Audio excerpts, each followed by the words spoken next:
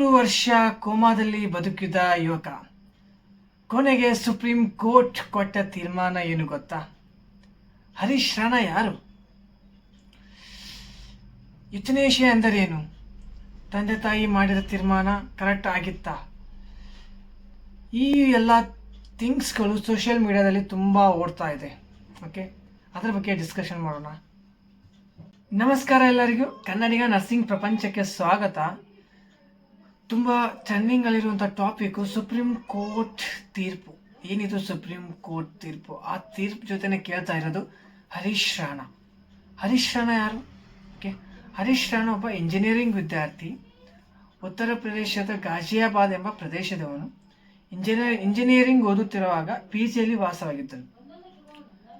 ಆಕಸ್ಮಿಕವಾಗಿ ಪಿ ಜಿಯ 4ನೇ ಮಹಡಿಯಿಂದ ಜಾರಿ ಬಿದ್ದು ಬೇನಿಗೆ ಸಿವಿಯರ್ ಡ್ಯಾಮೇಜ್ ಆಯಿತು.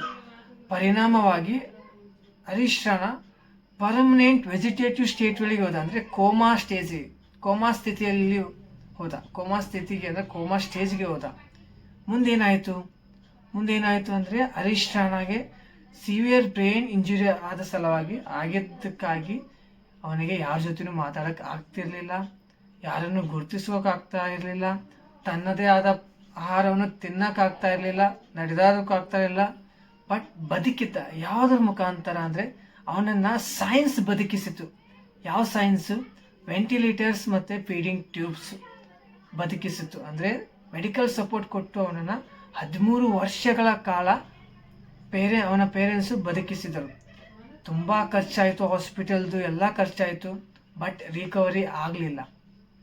ಏನಾಯಿತು ನೆಕ್ಸ್ಟು? ರಿಕವರಿ ಆಗಲಿಲ್ಲ.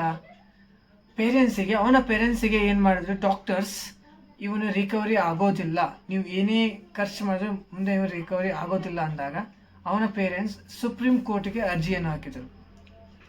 ಅಂದರೆ ಅವನಿಗೆ ದಯಾಮರಣವನ್ನು ನೀವು ವಿಧಿಸಬೇಕು. ಅಂದರೆ ಎಲ್ಲ ಥರದ ಫ್ಯಾಮಿಲಿ ಆಲ್ಮೋಸ್ಟ್ ಅಲ್ಲಿ ಎಲ್ಲ ಥರದ ಎಕ್ಸ್ಪೆನ್ಸ್ ಮಾಡಿದರು, ಎಲ್ಲ ಥರದ ಖರ್ಚು ಮಾಡಿದರು, ಬಟ್ ಹರೀಶ್ ರಾಣಾ ರಿಕವರಿ ಆಗಲಿಲ್ಲ.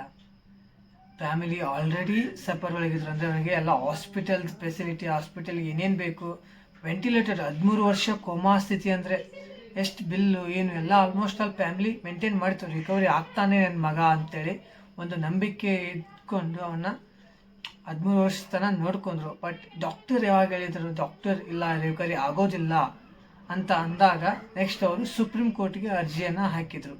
ಅಂದರೆ ದಯಾಮರಣ ವಿಧಿಸಿ, ನನ್ನ ಮಗನಿಗೆ ದಯಾಮರಣ ವಿಧಿಸಿ ಅಂತ ಸುಪ್ರೀಂ ಕೋರ್ಟ್ಗೆ ಅರ್ಜಿ ಹಾಕಿದರು. ಪೇರೆಂಟ್ಸದ್ದು ಏನಿತ್ತು ಅರ್ಜಿ ಒಳಗೆ, ಏನು ಅವರು ಮನವಿ ಮಾಡಿಕೊಂಡಿದ್ದರು ಸುಪ್ರೀಂ ಕೋರ್ಟ್ಗೆ ಅಂದರೆ ನನ್ನ ಮಗನಿಗೆ ಪ್ಯಾಸಿವ್ ಯುಥನೇಶಿಯಾನ ಕೊಡಿ. ಅಂದರೆ ಯಾವುದೇ ಥರದ ಮೆಡಿಕಲ್ ಸಪೋರ್ಟ್ ಇಲ್ಲದೆ ಅವನಿಗೆ ದಯಾಮರಣವನ್ನು ನೀವು ವಿಧಿಸಬೇಕು ಅಂತ ಅರ್ಜಿ ಸಲ್ಲಿಸಿದರು. ಬಟ್ ಈ ಯುಥನೇಶಿಯಾ ಅನ್ನೋದು ಇಲ್ಲೀಗಲ್. ಅಂದರೆ ನಮ್ಮ ಇಂಡಿಯನ್ ಕಾನ್ಸ್ಟಿಟ್ಯೂಷನ್ ಒಳಗೆ ಅದು ಇಲ್ಲ, ಅದು ಇಲ್ಲೀಗಲ್.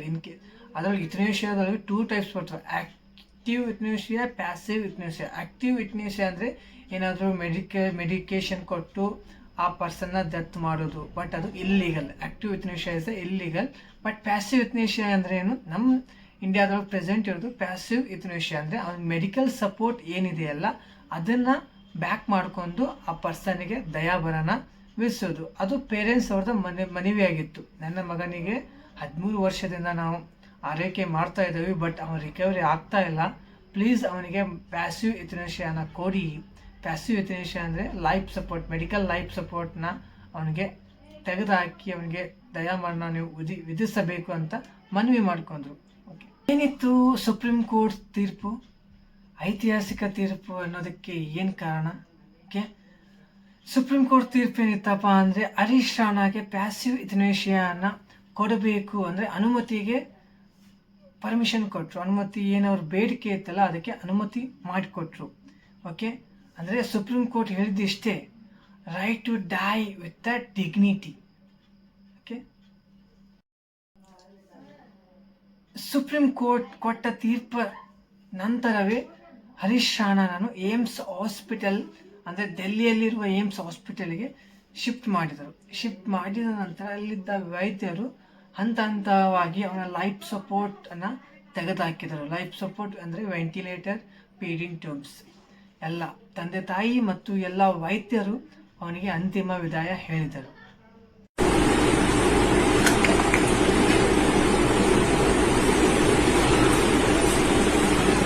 सबको माफ करते हुए और सबसे माफी मांगते हुए उठ जाओ, ठीक है.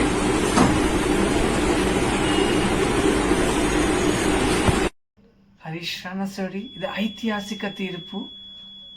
ಇಂಡಿಯಾದಲ್ಲಿ ಅಂದರೆ ಭಾರತದಲ್ಲಿ ಫಸ್ಟ್ ಟೈಮ್ ಆದಂತಹ ಐತಿಹಾಸಿಕ ತೀರ್ಪು. ಮಿಸ್ passive euthanasia, right to die with dignity, ಗೌರವದೊಂದಿಗೆ ಮರಣ ಪಡೆಯುವ ಹಕ್ಕು ಕೂಡ ಮಾನವನ ಹಕ್ಕು ಅಂತ ಸುಪ್ರೀಂ ಕೋರ್ಟ್ ಹೇಳಿತು. ಸುಪ್ರೀಂ ಕೋರ್ಟ್ ಕೊಟ್ಟ ತೀರ್ಪಿನ ಬಗ್ಗೆ ನಿಮ್ಮ ಅಭಿಪ್ರಾಯವೇನು? ತಂದೆ ತಾಯಿ ತೆಗೆದುಕೊಂಡಂಥ ಡಿಸಿಷನ್ ಕರೆಕ್ಟ್ ಆಗಿತ್ತಾ? ಪ್ಯಾಸಿವ್ ಯುಥನೇಷಿಯಾ ಕರೆಕ್ಟಾ? ನಿಮ್ಮ ಅಭಿಪ್ರಾಯವನ್ನು ಕಮೆಂಟ್ ಮಾಡಿ ತಿಳಿಸಿ. ಓಕೆ, ಯಾರೆಲ್ಲ ನನ್ನ ಚಾನಲ್ ಸಬ್ಸ್ಕ್ರೈಬ್ ಮಾಡಿಲ್ಲ, please subscribe my channel Kannadiga nursing Prapancha. ಮತ್ತು ಅದೇ ಥರ ನನ್ನ ಇನ್ಸ್ಟಾ ID ಕೂಡ ಇದೆ, ಕನ್ನಡಿಗ ನರ್ಸಿಂಗ್ ಪ್ರಪಂಚ ಅಂತ ಸೇಮ್. ಯಾರೆಲ್ಲ ನನ್ನ ಚಾನಲ್ ಸಬ್ಸ್ಕ್ರೈಬ್ ಇಲ್ಲ, ಪ್ಲೀಸ್ ಸಬ್ಸ್ಕ್ರೈಬ್ ಮೈ ಚಾನಲ್.